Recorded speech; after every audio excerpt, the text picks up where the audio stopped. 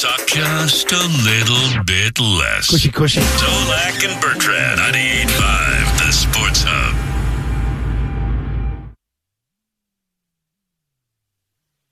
Jock.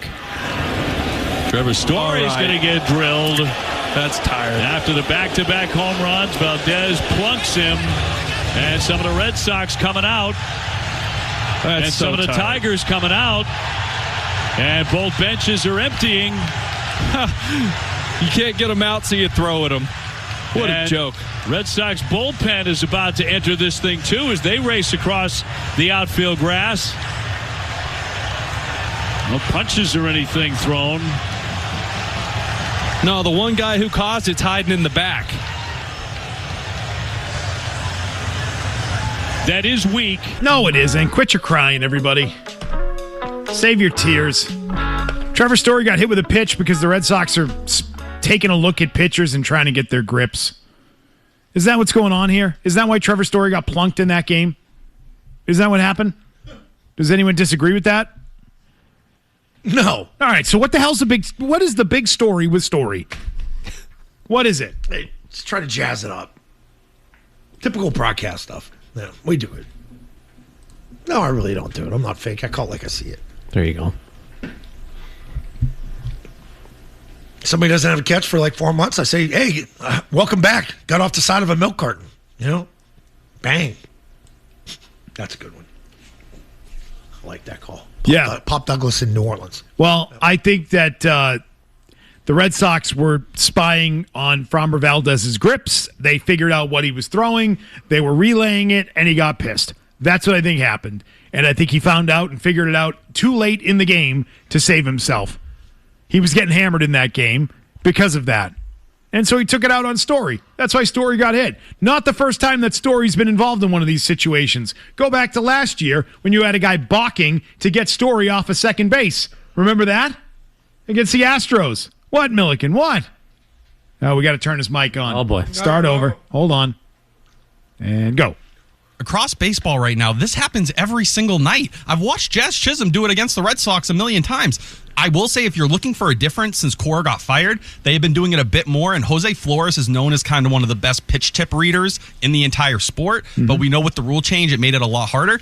This is something that happens in almost every game, every single night. There's no way that was the reasoning. I don't think that's what it was. And listen, you could go back to the Astros last year when he was on that team and that whole situation happened. But I think how that whole fourth inning played out, he's the last guy walking out to the mound, hadn't thrown a four-seamer all year and chooses to do it there. I think he was mad that A.J. Hinch was making him wear it simply because their whole staff is injured right now. We just saw Scuba land on IL. When your own manager doesn't back you after the game, doesn't that tell you? If it was a pitch tipping thing, he tells Hinch after, and Hinch backs him or says, hey, man, it slipped. It is what it is. Your own manager, who was your manager in Houston, went against you. Yeah, that called should him tell out. you everything. Yeah, that was bizarre. He's a loser. Framber Valdez has been one of the biggest losers in the sport the last couple of years. After what he did in Houston last year with Salazar, throwing that ball in his chest, pretending that, nothing happened, we just got crossed up. No, you threw the ball in his chest because you were upset. I just thought the reaction last night was way over the top from the Red Sox. Going out there? Yeah. It seemed way over the top. Who the hell was it that got almost hit in the hand, but it skimmed it? You might be right, but at least you saw a little life from this team, which just seemed absolutely lifeless throughout the season. I think moving forward, it's a huge positive for them. They have something to get pissed off of and come together Circle as wagons. teammates. And if this incident does it for them, that's great. I think it might have a hugely positive effect, actually. Chad Tracy, his comments after the game. But I am not going to be like, oh my God, go out there, get him, or you can't beat him, you're going to hit him. Wah, shut up. He was ejected, Oh though. my God. That is a pretty massive thing to get tossed immediately for that. I thought that was excessive. Me too. I thought bare minimum they would have said, all right, we can't prove it one way or the other. But I think that's how bad it was to immediately throw a fastball, a pitch you didn't throw one time all year, and you put it in between the letters. Oh, that's weak. Quit your crying. Please. A lot of laughing in the clubhouse. It seemed like a really happy clubhouse. Good. Night. You can hear it on post. Oh, when you hit 3-run homers in the first inning, it actually helps. Let's get some beer. Let me add this thing, too. Let me add one more thing. Eat some chicken. If they're stealing those signs and grips again, because you can't really steal signs. Everyone's using PitchCom now. If you're stealing the grips, All right. Oh, we're playing baseball again. Okay. We're scoring runs. We're playing baseball. We're employing the cheating methods that some people worried would go out the door with Alex Cora. Turns out you don't need Cora to do those things. You can do them on your own. Hell yeah. I would love to know if Jose Flores changed something, because he was the guy who was the first base coach last year. Yeah. Him and Hudson both had dust-ups. Now that he's on the bench, they figured out a new system, something that's more efficient, because we did not see a lot of this before Cora was fired, and it was such a key part of everything they did last year. Whenever you watched them, someone at second base was tapping the helmet, or, what Hosmer was talking about, landing on the bag, sending these signs. It's just what a lot of these teams are doing now in the PitchCom era to get by. So the Red Sox get a win. That's good. We like that. How about Bulk Bayo there? I'm sorry, what did you just call him? Bulk Bayo. Bulk Guy Bayo. Oh. It worked for Pivetta. Pivetta, that's a name we haven't heard in a while. Yeah. 7 innings, 4 hits, 1 run. Yeah, you think he's going to be able to repeat that anytime in the next, 6 starts? Nope. Yeah. Once every 4.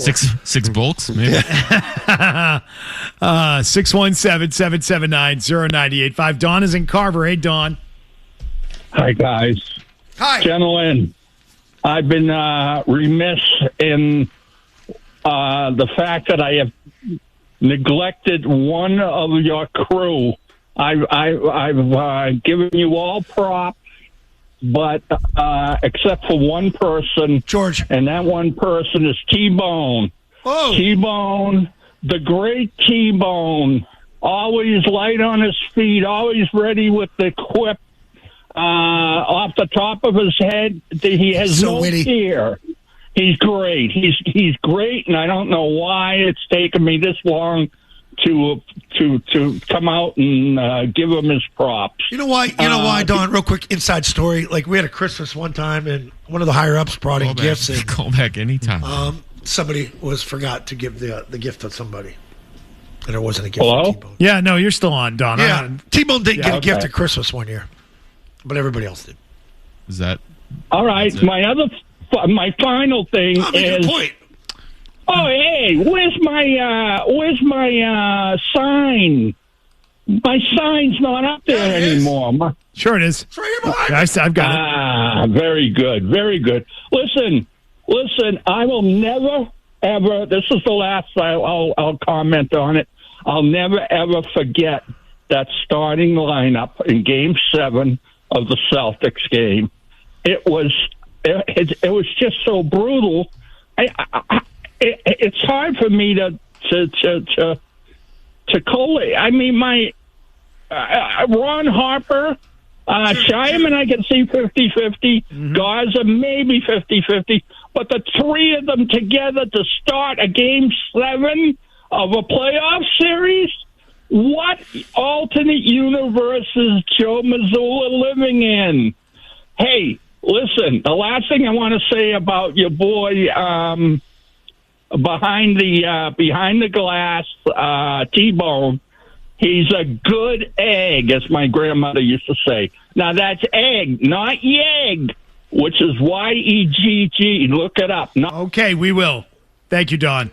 I'm with Don on that Game 7 lineup. And I wish that had been asked about today. I don't know what Brad Stevens That would have been interesting. would have to say about it. I don't know if he would even really get into the specifics. But I'd be curious to know if Brad Stevens gave his seal of approval to that Game 7 starting lineup.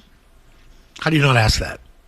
Because you know what? I thought the questions were good today, and they hit on a lot of good stuff. That one wasn't one of them. I see Jake Seymour walking in with this massive suitcase backpack on his back. What the hell did he take down there? Maz comes in with a suitcase, too. Do they change? I mean, I'm sure everybody who's in that room has 7, 8 questions they would love to ask. Yeah. And it was well attended. So if you get 1, sometimes 2 questions, Yeah. It's not just about what happened. It's about what happened. It's about the season. It's about the big picture. I didn't have any problems with the press corps there today asking the questions. Maz should go talk to Vrabel the next time he does a press conference. Yeah, go Do down. you think he'd get credentialed for that, or do you think they'd No, shut that down? absolutely. Yeah? He would. Yeah. He would. He's a serious journalist. He would. Just bring up what you He's said a about serious him prior. journalist with serious questions. And he won't hold back. He won't tiptoe around it. Gets right to it. Braves would be ready to go with Maz. Braves. Guaranteed. Yep. Yeah, no. When the heat was turned up on him in his press conference a couple of weeks ago, he was ready. He was ready to run out the door and end the press conference. One Callahan question. Yeah, He's gone. one Callahan question. That's enough. Out the door. Yeah, no, that's really good. He's real strong. Yeah, he sat there and took it all right. No, he didn't. But Don Carver wanting to sign. It was up. He's watching on a delay. He's watching on TV. That's right. Yeah, I wanted to ask as he's talking to us, he can then end his call and turn his TV back up and hear himself. To really age him and understand who he is, you get to know the person. Like Greeny came in and brought us lunch today. One of our best callers, Greeny. Thank you for that, Greeny. Yeah. Killed it. But I want to ask Don what his top 5 bands are that he listens to. Oh, he'll give you that. Like the lady that sings the Cape Cod song. What the hell? Patty Page. Patty Page. But I don't think Diana Ross. I don't think that's his top 5. I would love to get this might be a summer I'm feature. glad he's on board with me, though. Don and Carver's top 5 everything. Top 5 movies. Top 5 you say artists or top 5 albums or any of it. I could do that every day with Don and Carver. Top 5 Sports Hub hate list. Right. Yeah. 5 people he hates the most at the Sports Hub. At 18. You know who's not going to be on that list? Yeah. Not going to be any of us. I feel pretty good about my chances. All right, Red Sox are now part of the conversation. Woo! That's in there. A yeg, by the way, a yeg is a 20th century term, slang term for a criminal. Oh. Which I am not. It's good to know. Did you catch any of the Stefon Diggs trial yesterday? No, I heard about it. I heard the lawyer defending her wasn't really ready to go. Well, she didn't have a lawyer defending her. She whatever. was a prosecution witness, is what she was. And I would just say that our prediction about that trial came true. I mean, to a T. Figured the Patriots kind of knew about it, too. They defended him right away. Like, they had his back, and they didn't have Barmore's back right away. We said about that trial, that's probably going to go his way. That's probably not going to be a great case against him. And it turns out it was not. Yeah.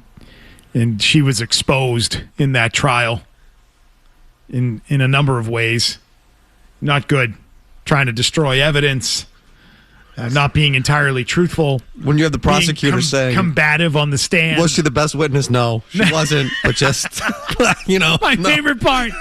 You got to be honest, man. You got to be honest. What's that movie? My Two Utes.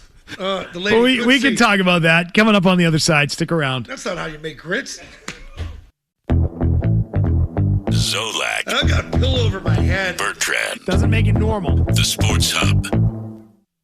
So, was Miss Adams a perfect witness? No. She was argumentative, avoided, difficult. But does that mean you should throw away everything she says? She said, no. I think it'd be easy for you guys to do that, but that's not your job. You guys are the jury. It's your job, your sacred duty, to comb over every bit of evidence you heard, to consider it, to give it the attention it deserves. The attention, the scrutiny, the weight it deserves. You don't have to like Miss Adams. You don't have to like the way she testified today and yesterday, but you do have to give her and her testimony the attention it deserves. Poor guy. I felt bad for that prosecutor. It's like Garrett retrial. He's like, I got to do my duty, but I know that the witness was a freaking problem here. I know we all saw it. I know we all saw it. Okay? That was a train wreck, everybody, Here's and I what know some it, mean. and you know it. I'm not gonna, you know what, and tell you it's raining. I'm just gonna tell you that. Let me shoot you straight here for a minute. She sucked. She was a terrible witness, and I can't believe that I have to try and make a case out of that crap that she said up there. Biggest thing I take away from the trial, the hot dog. The dried hot dog. Oh, man, what are we paying for? Fried hot dog, and then she brought up Auntie Anne's where Jim Loth had his first job. Looks like one of those pretzel hot dogs from there. Well, it's like, she got paid and hid the payments, and she wasn't doing a very good job as a chef. And, by the way, she was in a sexual relationship with Stefon Diggs. Well, it's like, wait a second. What was going on here? What? And then Never had sex after dinner? the claim that there was he slapped me with his right hand on my right side. And then they were like, well, can you demonstrate that? And it's like, wait a second. Left, right. That doesn't quite work. defense attorney for Diggs called that out. Like, wait a second. Yeah, wait. And it was like that? How did that work? And you go, Yeah, it's very athletic. Look, he's an athletic guy. Yeah. So the case was bad. It was bad. It was weak. And we talked about this shortly after the case had started. Like, I bet he's okay. I bet he's not going to get held to this. Barmore situation felt a little different. Yep. But the level of evidence, I think, from the get-go in this case, in that it wasn't reported until weeks later after the alleged incident, was going to be problematic, and it most certainly was. And the witness was problematic, and the story was problematic. And the facts did not, the allegations did not match the facts that were presented in that case yesterday. And that's why he was ultimately found not guilty. And if you followed it even in you followed a little bit, I think you would see that that was the right verdict that jury reached. That should have been the verdict they reached. What would you put on that hot dog if you had to eat it? A dry hot dog? Yeah, like that, like ugly, old-looking hot dog, dried. I've had them at picnics. Like there's not a lot you can do to that point. Same thing I always would go for, man. Ketchup, just so. Well, no, ketchup. What are you, child? Gross. And I love ketchup, but just not on a hot dog. Really? Thank you. What are we doing? I love ketchup on hot dog. I'm with you. Thank you. Ketchup is for your burger. I think ketchup is the number one condiment. Ketchup for my fries. You know, Felger Maz did this the other day. Okay, I'm telling you, my best toppings are not fully offered at Fenway Park anymore. Mustard and onions. No, well, that's a great one. That's not mine, but that's brown mustard. I would say that is second. Second for me. Number one is the relish and onions together. Relish, onions together. Excellent. That to me can't put on too much relish, just like a little dab. Perfect. Yeah. Like and they offer that still at Dodger Stadium, unlike Fenway Park, where they stopped offering the onions a number of years ago because the owner cheaped out on onions. Do you know that movie? And onions are very cheap. I mean, we could look at the Shaw's flyer, and Joe Castig could get that ready for John Henry. Plus onions. Owner of the Red Sox, John Henry, doesn't like onions. You're really going to get sick from eating onions? Like, come on. Is that really going to be a transfer of germs? No, there's an easy way to do it, which is the onion dispenser. Yeah. They do it at Dodger Stadium. I sent you guys. I'm going to send the picture to Fowler. Can I do that? Yes, please. All right. I'll send those photos to Fowler. People have no clue what we're talking about, but anyway, it sounds amazing. This came up because Diggs was forced to eat a dry hot dog. Did he eat the hot dog? Did that come through? I don't know if that was ever told. Did he consume the hot dog? Maybe she ate it. No, there you go. No, I'm serious. Like, if they're like... No, you're not. You're not at all serious. If they're having... No, I'm serious. Like, I'm not taking you seriously. And if they have consensual, like, she could eat too. Consensual hot dog consumption? Hot dog eating? Yeah. Stop it. Lady and the Tramp? Stop. What? You said it, dude. You know what made me go to Fenway Park? What? The movie Blown Away.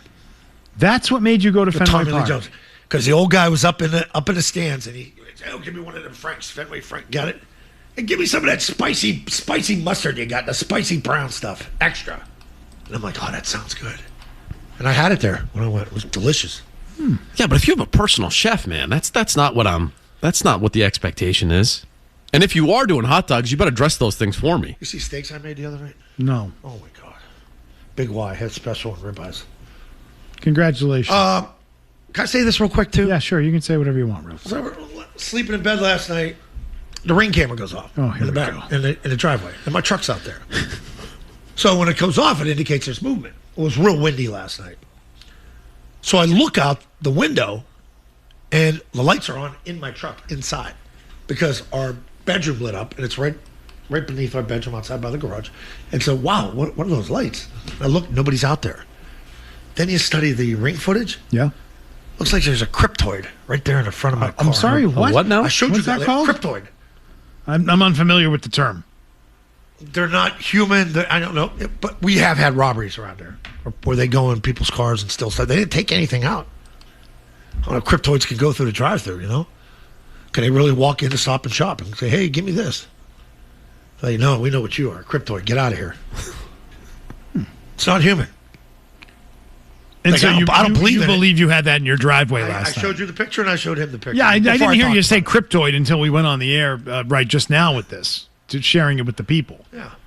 I wasn't aware of that. So you think a cryptoid was... something. I like that.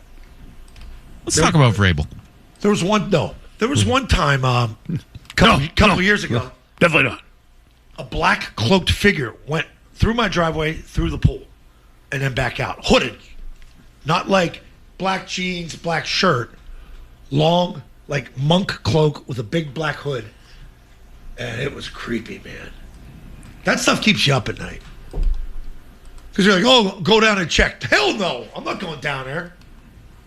Carried a knife. I'm telling you. When they were going after the Rentham outlets back in the day, I pulled all the windows and shades down, slept on the couch with a bat and a knife. So that's like a couple miles down the street. Protect this house.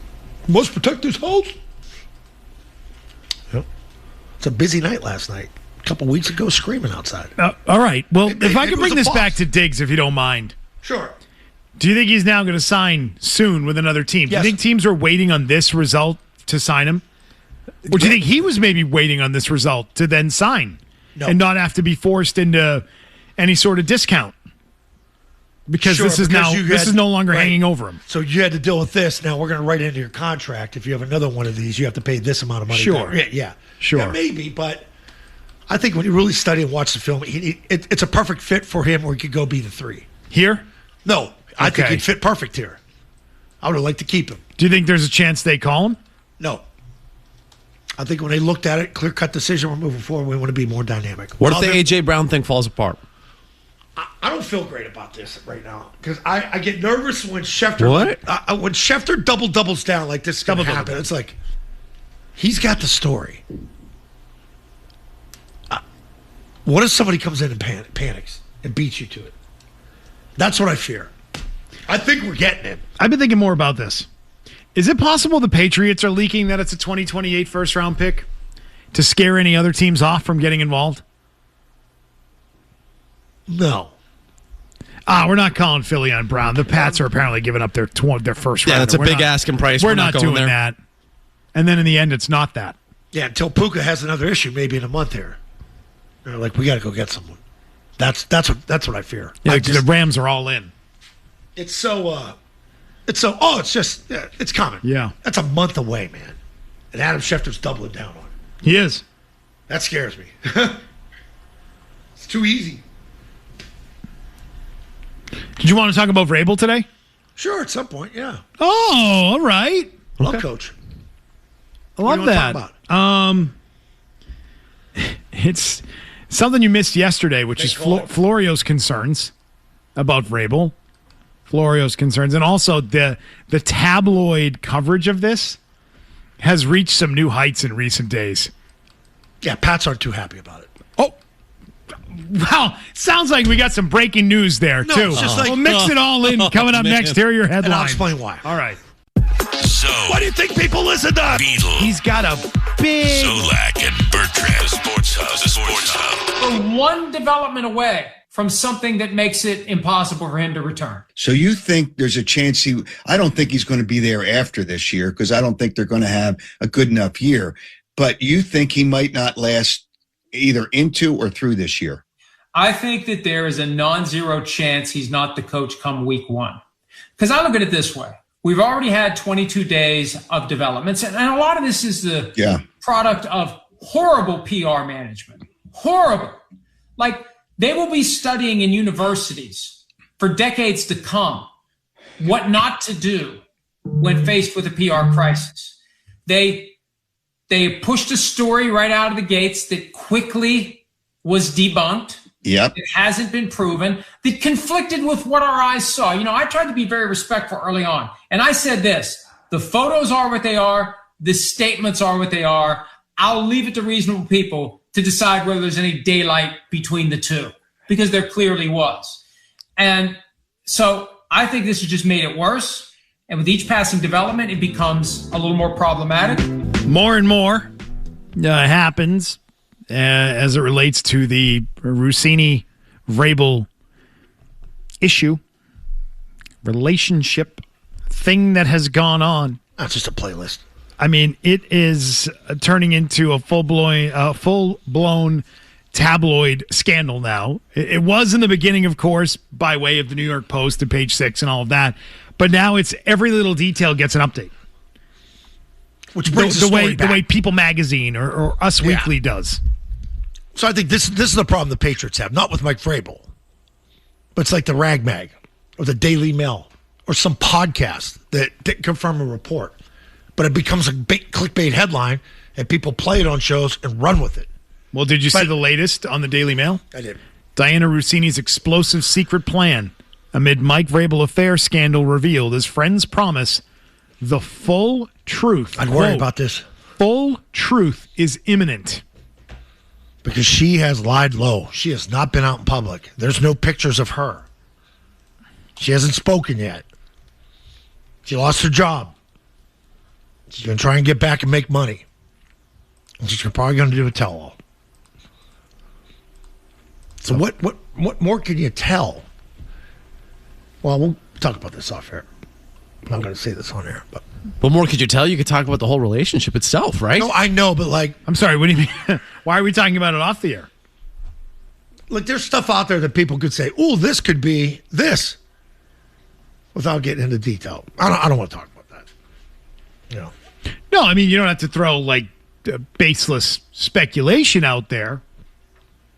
But let's just speak about it in these terms, because I get what you're saying. Well, I said the same thing yesterday. I don't like just throwing out, it could be this, it could be that. I mean, you come up with a million different things that it could be. Yeah, that's what pisses them off, is the coverage of that. Like, because regardless of whether you think the Daily Mail is good or not, if they have good sources, or somebody else, it's the day and age we live in. Like, taking Mike's picture, it goes viral. It's TikTok. It's out there. It resurfaces the story. Every little tiny thing that may be new or different puts us right back on it. Well, something like this. A source close to Russini told the Daily Mail, Diana is ready to talk. And everyone from Good Morning America to 60 Minutes is clamoring to get her to do a sit-down, but she doesn't want to do it to bash Mike. She wants to do it so she can potentially reclaim her story and reclaim the potential to get her career back on track. I believe that. That's damage control. I mean, this she had also a good job. She got paid well. This also follows the story from the Daily Mail a couple of days ago that she's struggling, not just because of.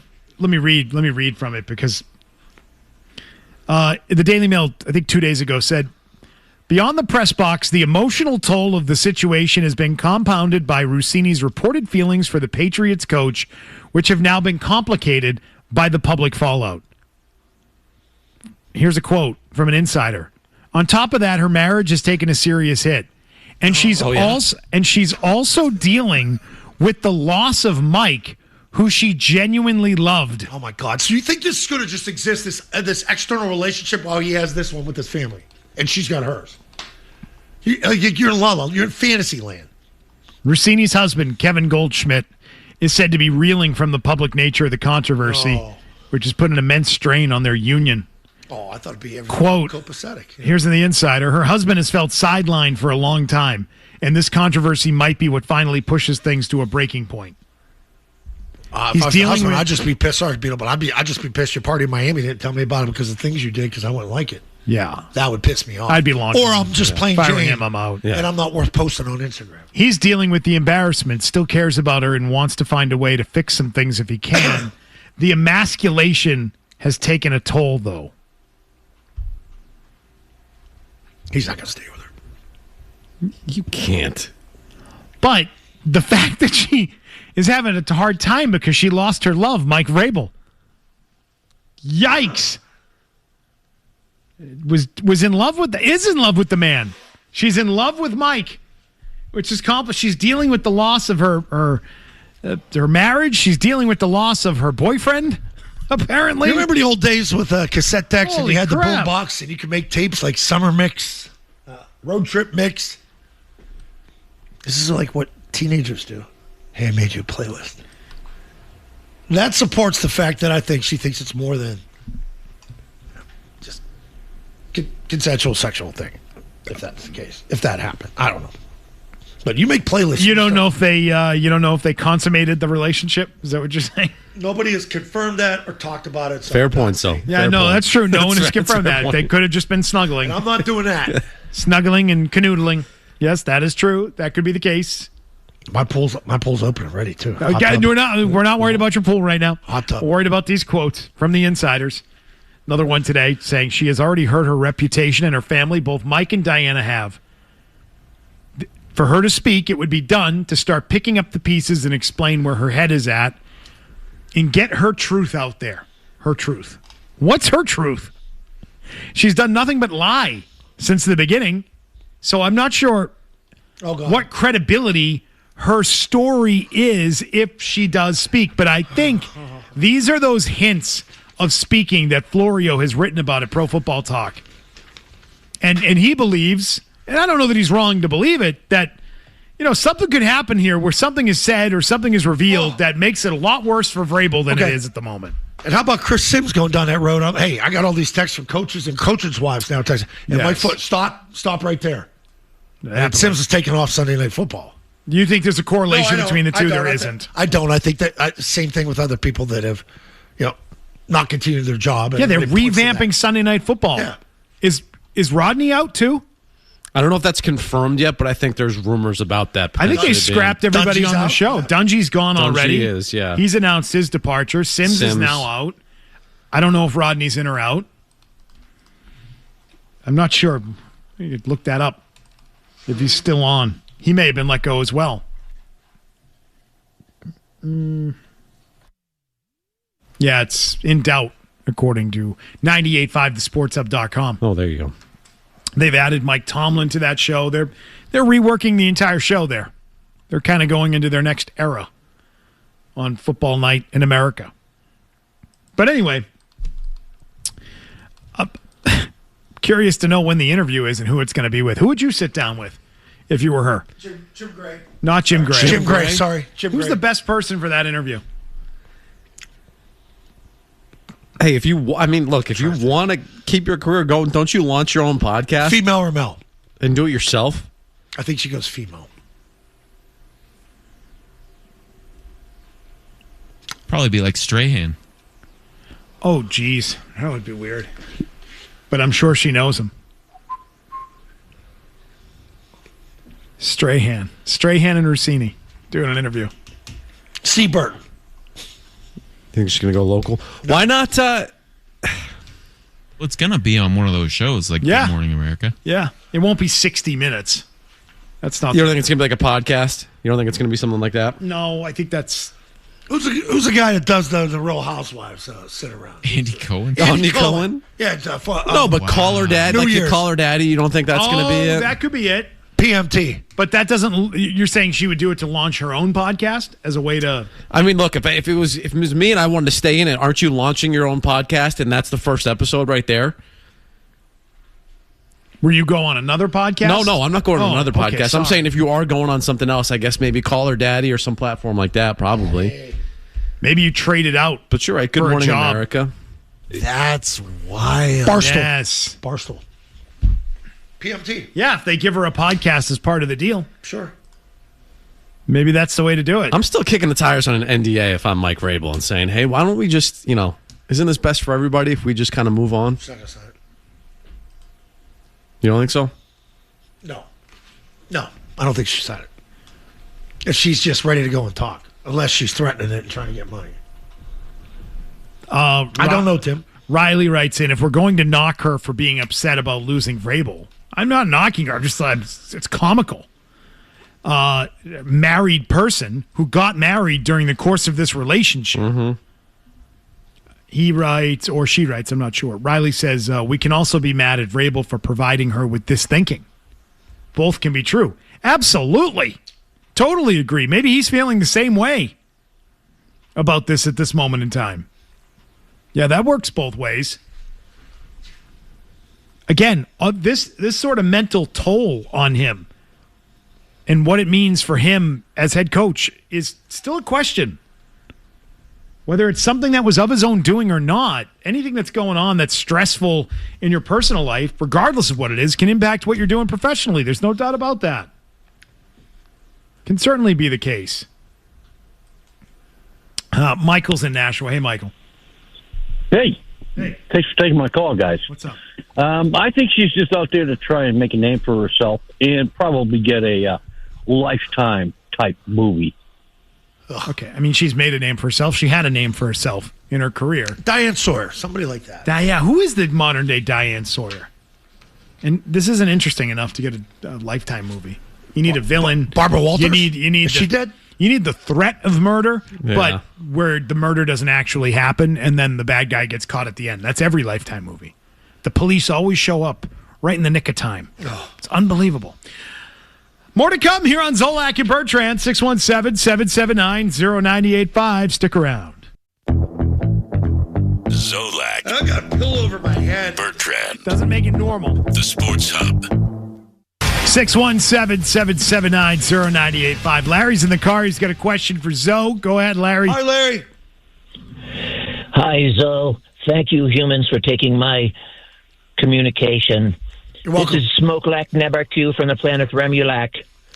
We have cryptids looking over your lair, Zoe. Beware the moose of Meepzor. Stay off my property. I got to get a gun. I thought that last night. Like, I don't have a gun. I don't believe in having guns and all that. Like, It's not going to do anything to a cryptoid. Yeah, whatever that is. My guess is they have abilities to evade such human-level measures. that was fake. That's a fake call. Obviously. Oh, it wasn't a real cryptoid. Gretchen's in Foxborough. Gretchen. Like Gretchen. Hey, good morning, good afternoon, gentlemen. Yeah. I hope wherever Dig goes, I hope he has a success. I'm glad he was acquitted. I knew he'd be acquitted. I called in when you all were on vacation and spoke to McCone and Joe. How'd that go? When they were filling in. Well, McCone, he told me to not give my opinion to wait for everything to come out. As a person that this has happened to, as a person that this has happened to, I knew that where this was going to go away. So I hope Diggs finds success somewhere, and I hope that we end up back in the Super Bowl. Okay. I wonder how her 16th birthday went. Daughter. It went well. She told us it went well. Oh, yeah, it was great. Yeah. Nice cake. Cheesecake Factory. That's right. Oh. Yep. You found out about all that. But she's wishing Diggs well. I do too. Obviously, he gets into some situations that probably he doesn't want to get into. But I appreciate the way he played here. I appreciate what he brought every day in the work ethic he had in his leadership. Because I didn't think we were going to get anything from him. Where do you think he winds up? From a leadership standpoint. What? Where do you think he winds up? Pittsburgh? Baltimore? Miami? Miami has nobody. They don't, yeah. Miami, I said in the beginning, would be an interesting one. I think Washington is one to look for. Yeah. They tried to sign Debo a year ago, and that was a disaster. Right? Right. If you think Diggs is slow, that guy's like slow. Oh, molasses. God. Yeah. Maybe they add him there to fit a role for them. New England. You think New England? Speaking of New England, you said that you thought the team was getting upset with the tabloid nature of the Vrabel story. Some of the reports that people are taking it and running with, like actual, still resurfacing it and talking about it, it bugs them. Like a hard proven report, you got to report it. You got to talk about it.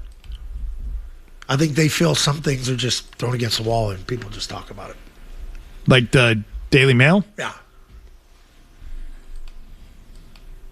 So they want no one to talk about it? And I know people think that the Daily Mail has good sources too. Like TMZ does too. But it advances the story for them. They want this to go away. Now it's something fresh every day. We're crediting these people. We're crediting this podcast. Yeah, you know why? People like the story. It's sexual. It's like, salacious and involves some high-profile people, and people enjoy it. People enjoy reading it. Why do you think the trash mags on the counter at the supermarket sold so well for all those years? Probably still do if they're still made. They still there? Are the magazines still there? Yeah. At the checkout counter? I don't look. Why do you think Us Weekly and People in all those magazines did so well? Scandals, celebrity nature. Celebrity. Yeah, it is what it is. Those stories do well. I've certainly been reminded of that during the course of this. With this thing. Stories do really well. Gonna get an updated count from Louth on how many hours of Vrabel content has been consumed. Oh, man. We're at like 90,000 or something like that? Insane. Ruined his draft day experience. I'll tell you what doesn't get 90,000. The Celtics. Tell you what doesn't get 90,000. The draft. The Red Sox. It just doesn't do those numbers for us. Chris in Plainville. Chris on the C's. Hey, guys. I think Jason Tatum, in my opinion, was very influenced by his agent. And that's my take. And because everything that I've saw over the past X amount of years told me his agent was saying, you just sit back and don't push it, and we'll make a lot of money. And I think that's what my take is. So take care, guys. Right. Okay, Chris. I understand your take. He said that yesterday. You had the same call yesterday. And I would tell you, Tatum plays more than any other NBA superstar of his caliber. Yeah. So they've never taken it easy. He's never taken nights off. And this is clearly an injury situation. He's coming back from a pretty serious injury, and he didn't come back and play 12 minutes a night. He stretched all the way out to 40 minutes a night. So where was if that's true, Chris, where's the agent telling him to take it easy? If the agent's telling him that, he wasn't listening. So I kind of think it's bogus, and he's already been paid. He got the contract. It's like the Garoppolo story. Was going to play and didn't feel comfortable doing it. I don't say that about Tatum, because I don't know how you compliment him for busting his ass to come back way ahead of schedule and then get extremely critical when something else tightens up because he's dealing with it. I thought Brad explained it well. The trainers, the one-on-one staff, the people that deal with him, the therapists, they come to the decision, I think, as a group. I don't know if Joe was using gamesmanship on Friday or he was unaware he was not going to play. And that was all just post-game. Garoppolo wasn't coming off a torn Achilles, though, right? And, like, working his way back. He didn't take the shot. It's talked about. Players that play with him. It's very well documented. I knew about it the day after the game. I get it. But when I look at Jason Tatum, I see a guy that, again, he blew out his Achilles last year, and now the same thing that the warning signs in other Achilles injuries are taking place right now. Are you going to try to play through that and go through it again? No. I don't think that ruins your career. Like Garoppolo, I just think Tatum's situation and Garoppolo's situations are different there. Extremely different, yeah. But I understand what he's saying. Like, get together with an agent, your team, and you're not going to play. We're not pushing this. I don't think the Celtics want him to play. I believe that. Beetle had it. Beetle was on heater. I wouldn't play him. Wouldn't sit him. I looked like we had two heads. Do you think the Celtics are pissed off that Tatum didn't play in that Game 7? Nope, not even a little bit. Brown might be. Well, Brown finding out an hour before the game is kind of odd. And how's that detail get out there? You know, why is that detail put out there? Because maybe Tatum was a true game time decision. Did Brown want to be consulted? Did he want to be in the meeting with the doctors to figure out whether or not the guy should play? Is that some of his frustrations? Himself, yeah. Let's grab headlines. We'll come back. Brad Stevens spoke today. Some very interesting things came out of that press conference. Stay tuned.